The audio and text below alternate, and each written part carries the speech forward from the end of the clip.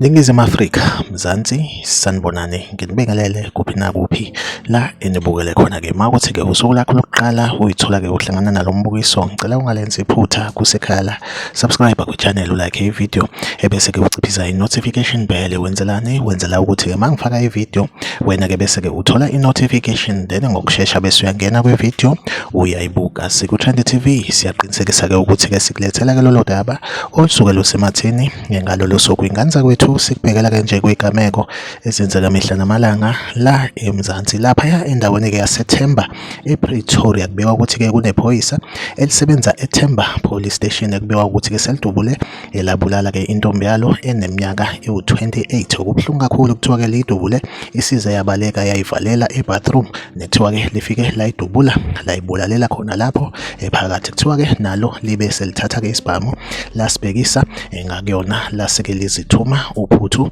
nalo lashona. Lesigameko senzeke laphaya endaweni-ke yaseThemba ePretoria. Like ivideo, subscribe ku-channel, uphinde ucommente kwi-comment section ungitshela ukuthi kuthini ukuphawula kwakho ngalolu daba. Yize ku-Trend TV izohlezi ikhona enilethela-ke indaba eyisematheni usuku nosuku. Asihlangabezane kwivideo elandelayo.